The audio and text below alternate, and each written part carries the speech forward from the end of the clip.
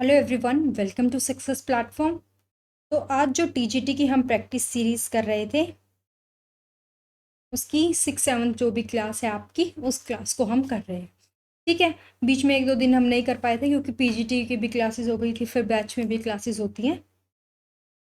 तो first question है, which of the following is not a reflex section. यहाँ पे आपको ये जो क्वेश्चन है ना, ये आपका ना जो भी आप एग्जाम दे रहे हो, एच टेट का दे रहे हो, DSSB का दे रहे हो। अब जैसे देखो, ये बिल्कुल मैं एनसीईआरटी ओरिएंटेड करा रही हूँ, तो आपके DSSB के लिए भी बहुत बहुत इंपॉर्टेंट है। ठीक है। फिर आपका जो केवीएस का भी आएगा, एनवीएस का आएगा, जो भी एग्ज़ाम आप दे रहे हो सबको टारगेट करते हुए ये आपकी सीरीज़ है। तो आप प्रॉपरली इन वीडियोस को अच्छे से फॉलो किया करो। Which of the following is not a reflex section. यहाँ पे हमको 4 ऑप्शंस गिवन है और पूछा है कि कौन सा आपका रिफ्लेक्स सेक्शन नहीं है। रिफ्लेक्स एक्शन कैसे क्या होता है? जब जो एकदम से आपका एक्शन होता है, सपोज ये आपका एक हॉट ऑब्जेक्ट है, ये एक हॉट ऑब्जेक्ट है, ठीक है, इसमें से ऐसे फ्यूम्स निकल रही है।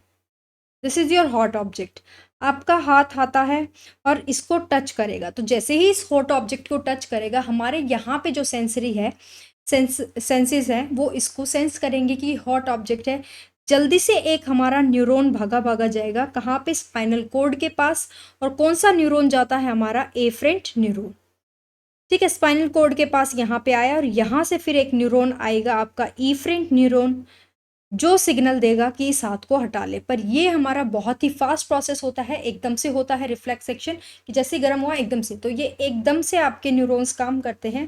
तो यहाँ पे पूछा है कि कौन सा आपका रिफ्लेक्स एक्शन नहीं है। देखो, कफिंग ऑटोमेटिकली होती है, जैसे ही आपको कुछ खांसी वासी आती है, कुछ खाना वाना अटक जाए या प्रॉपरली खांसी हो रखी है। ब्लिंकिंग ऑफ आइस, आपकी जैसे आँख सूख जाती हैं तब ऐसे ऐसे प्रॉपरली ब्लिंक करती रहती है, नींद आने लगती है तब। नी जॉक भी एकदम रिफ्लेक्स एक्शन है, लेकिन जो वीपिंग है वो हम अपनी मर्जी से करते हैं, वॉलेंट्रीली होते हैं। तो D is not a reflex action. तो यहाँ पे आपका आंसर हो जाएगा option number D. Now, which part of the human brain is the most complex and highly specialised. यहाँ पे हमको 4 ऑप्शंस गिवन है और बताना है कि ह्यूमन ब्रेन का कौन सा पार्ट है जो आपका सबसे ज़्यादा कॉम्प्लेक्स है, स्पेशलाइज्ड है। हमारा जो ब्रेन होता है, हमारा जो ब्रेन होता है 3 पार्ट्स में डिवाइडेड होता है। ब्रेन होता है वो 3 पार्ट्स में डिवाइडेड होता है। जब से बाहर वाला जो पार्ट हो, सबसे एक पार्ट होता है फोर ब्रेन, फिर बीच वाला पार्ट होता है हमारा मिड ब्रेन, और सबसे अंदर वाला पार्ट होता है हमारा हिंज ब्रेन। इस तरीके से 3 पार्ट्स में डिवाइडेड होता है। फिर हमारा जो फोर ब्रेन वाला पार्ट है, इसके अंदर आपकी 2 चीज़ें होती हैं। कौन कौन सी होती हैं? हमारी सेरिब्रम होता है जो बिगेस्ट पार्ट है, प्लस आपका डाई एनसेफेलॉन होता है। ठीक है। फिर मिड ब्रेन है जिसके अंदर आपकी कॉर्पोरा क्वाड्रिजेमा होता है।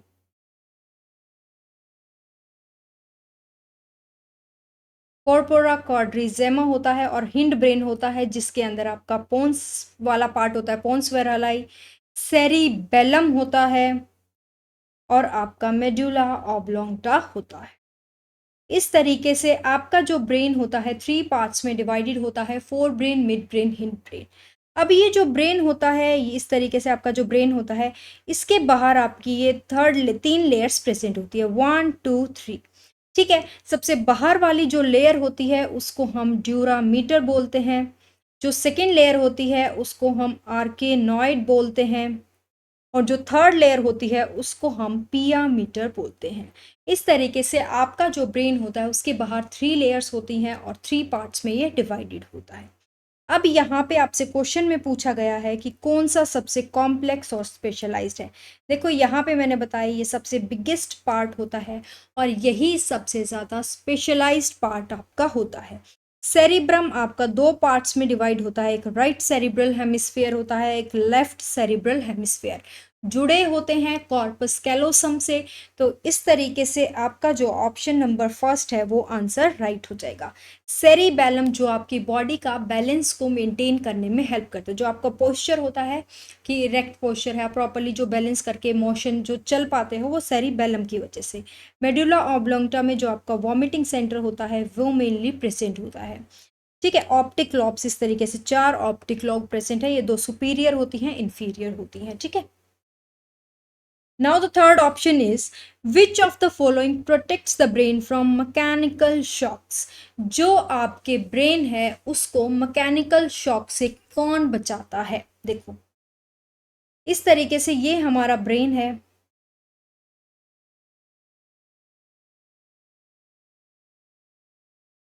ये हमारा इस तरीके से ब्रेन होता है। अब ये जो ब्रेन होता है ये तो ऊपर वाला पार्ट फोर ब्रेन हो गया, ये मिड ब्रेन हो गया, ये फोर ब्रेन हो गया, और ये नीचे हमारी स्पाइनल कॉर्ड होती है, यहाँ पे हिड ब्रेन भी यहीं आ जाता है, यहाँ पे मतलब इस तरीके से, और नीचे हमारी स्पाइनल कॉर्ड होती है।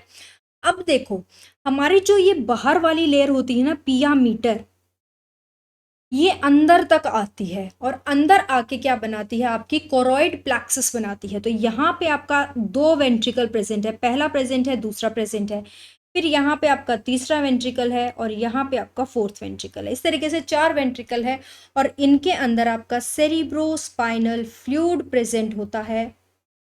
ठीक है, जो काफ़ी न्यूट्रिशियस भी होता है, आपका वेस्ट वगैरह रिमूव करने में हेल्प करता है, और यही आपका जो है मैकेनिकल शॉक से बचाता है। ठीक है, इस तरीके से था सेकंड ऑप्शन हमारा यहाँ पे करेक्ट हो जाएगा। Now the second fourth one is any change in the environment to which an organism respond. हम देखो कोई भी रिस्पॉन्ड हम किसको करते हैं, जब कोई ना कोई स्टिमुलस आता है, तो यहाँ पे आपका सेकंड ऑप्शन करेक्ट हो जाएगा। Now the fifth option is which of the following option contain one sensory and one motor and one mixed cranial nerve respectively? यहाँ पे कौन सा ऑप्शन है जिसके अंदर आपकी एक सेंसरी है, एक मोटर है, क्रेनियल नर्व्स हमारी 12 क्रेनियल नर्व्स होती हैं।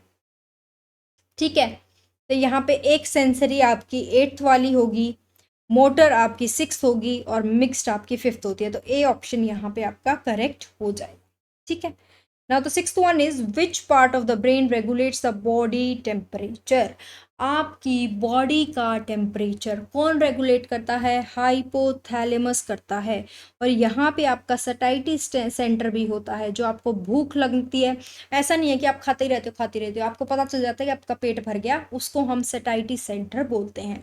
आपका टेम्परेचर का सेंटर, सेक्स का सेंटर, ये सारे सेंटर कहाँ पे प्रेजेंट है? आपके हाइपोथैलेमस में। और ये हाइपोथैलेमस कहाँ पे प्रेजेंट है? आपका फोर ब्रेन में, जो डाईएंसेफेलोन है ना, वहाँ पे। ठीक है, तो ये आपका यहाँ पे पिट्यूटरी ग्लैंड भी होती है, हाइपोथैलेमस भी है, ये सब आपके प्रेजेंट होते हैं। ये आपकी बॉडी के टेम्परेचर को रेगुलेट करता है, आपके हंगर को रेगुलेट करता है, आपकी फैटीग को, स्लीप को, सटाइटी सेंटर जो मैंने बता दिया, इन सब को रेगुलेट करता है। सुपर मास्टर ग्लैंड होती है। फिर cerebral hemisphere are the centres for. हमने देखा जो सेरिब्रम है 2 पार्ट्स में डिवाइडेड होता है, और यहाँ पे आपका क्या होता है, किस किस के सेंटर होते हैं? तो आपके थिंकिंग और मेमोरी के यहाँ पे इंपॉर्टेंट सेंटर होते हैं। ठीक है।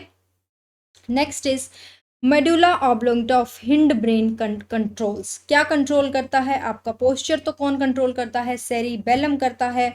आपकी थिंकिंग को कौन कंट्रोल करता है? अभी हमने पढ़ा सेरिब्रल हेमिस्फीयर करता है। विजन को आंखें कंट्रोल करती हैं।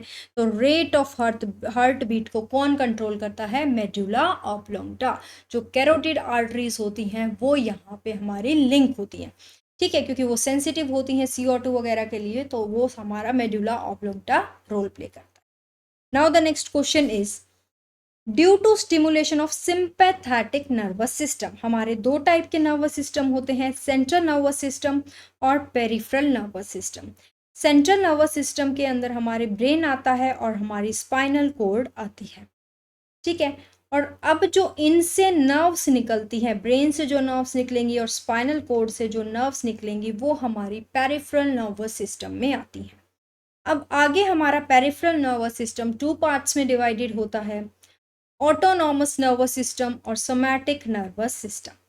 ऑटोनॉमस जो ऑटोमेटिकली यानी इनवॉलेंट्री करता है, ठीक है, वर्क। ये सोमैटिक जो वॉलेंट्री यानी स्केलेटल मसल्स जो काम करती हैं, वॉलेंट्री हम अपनी मर्जी से करते हैं।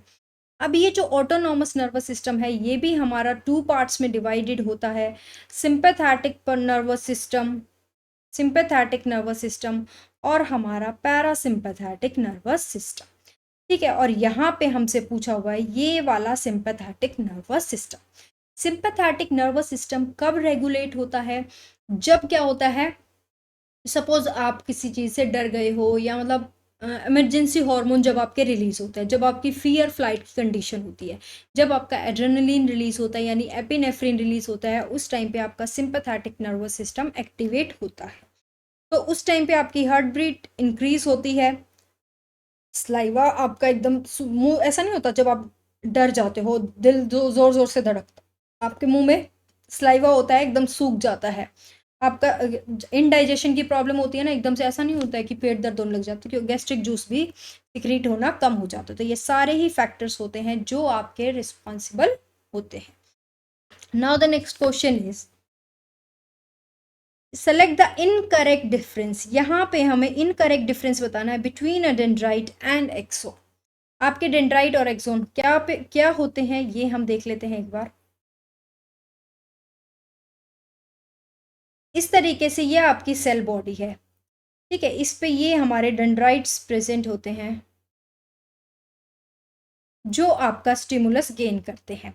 आगे हमारा एक्सोन वाला रीजन होता है जहाँ से स्टिमुलस फिर जाता है, और यहाँ पे फिर हमारी ये नर्व्स एंडिंग प्रेजेंट होती हैं जो आगे स्टिमुलस को पास कर देती हैं, ठीक है। तो ये डेंड्राइट्स होती हैं और ये हमारा एक्सोन रीजन होता है, ठीक है। ये तो स्टिमुलस को रिसीव कर रही हैं, ये स्टिमुलस को आगे पास ऑन कर रही हैं।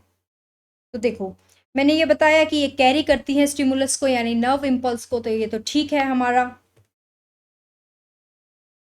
ये हमारी उससे अवे लेके जा रही हैं, क्योंकि देखो यहाँ पे ये अवे लेके जा रही हैं, ये सेल बॉडी है तो सेल बॉडी से अवे लेके जा रही हैं, ये तो ठीक है। नीसल ग्रेनुल आर एब्सेंट, ये हमारा गलत हो गया। यहाँ पे हमारे नीसल ग्रेनुल प्रेजेंट होते हैं, आर प्रोटीन्स ये प्रेजेंट होते हैं, तो बी ऑप्शन तो इनकरेक्ट हो गया, और हमसे इनकरेक्ट ही पूछा था, तो बी ऑप्शन इनकरेक्ट हो गया। नीसल ग्रेन्यूल हमारे एक्सोन में नहीं होते, यहाँ पे ही होते हैं डेंड्राइट और एक्सोन वाले पार्ट के अंदर, ठीक है।